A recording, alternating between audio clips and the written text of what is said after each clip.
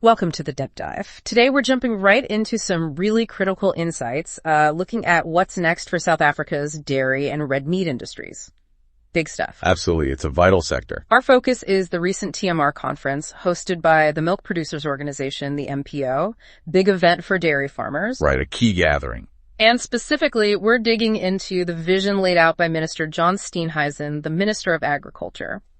He presented a pretty bold roadmap. He certainly did. So our mission here is to, unpack that vision, and especially his call for collaboration, like getting the whole livestock value chain working together. Okay, let's unpack this. Yeah, so the sources, they paint a picture of a sector facing, some serious challenges, real headwinds. But also, there's this huge potential, enormous opportunity.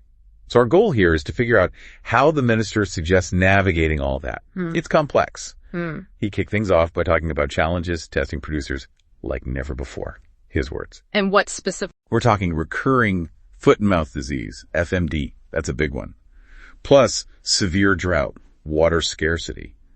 These are fundamental issues. Yeah, not minor things at all. Real threats.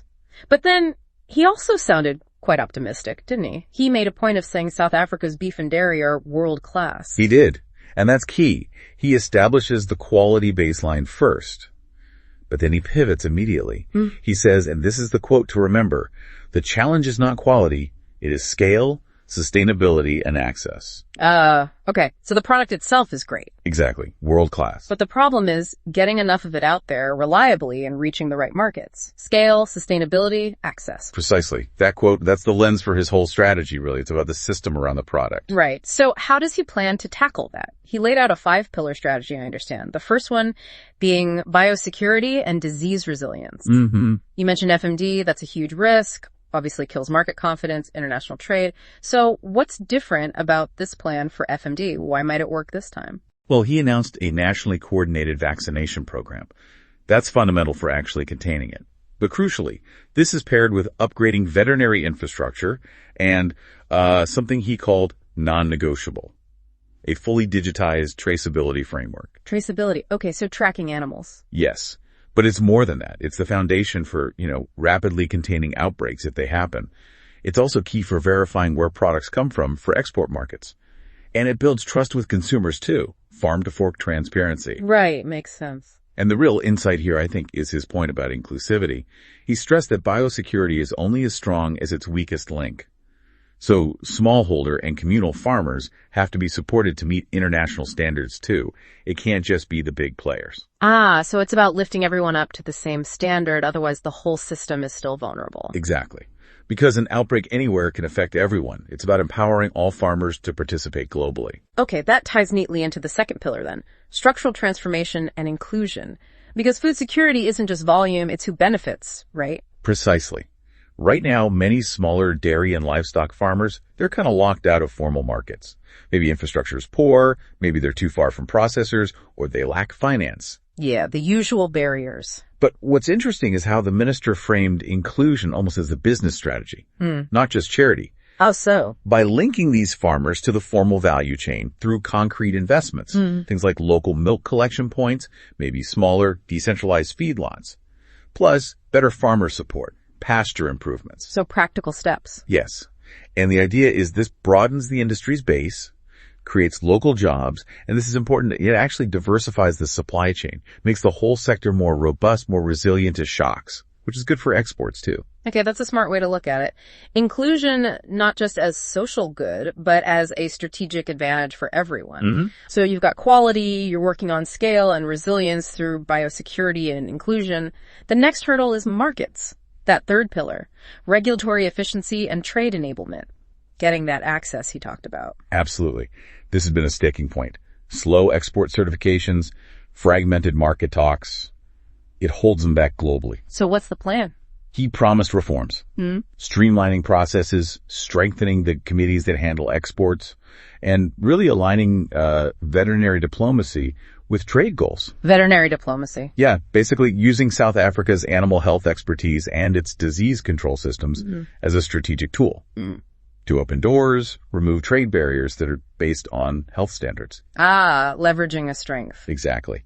And there's a specific focus mentioned on securing new markets, especially for processed dairy stuff like milk powder. That seems smart. Value added, longer shelf life. Right. Easier to export further afield. Okay, now pillar 4, climate adaptation and environmental stewardship. Hugely important given the droughts and water issues you mentioned earlier. Definitely. It's a massive disruptor. So how do they plan to push sustainability, especially with those emerging producers? How do you ensure new green standards don't just become another barrier for them? That's a really critical balance they have to strike. He talked about investing in practical things, drought-resilient fodder species, so crops that can handle dry spells better. Rotational grazing, too, which is good for pasture health, soil, water retention, restoring rangelands, better climate data for farmers. Practical adaptations. Yes. But then he also urged, a fair approach internationally to things like carbon standards. He warned that sustainability rules shouldn't accidentally sideline emerging producers. So you need global standards, but you need to be careful they don't deepen inequality. Exactly. How do you ensure vital environmental goals don't disproportionately burden smaller farmers who might not have the resources to comply immediately? It's a tricky, nuanced issue. Very tricky.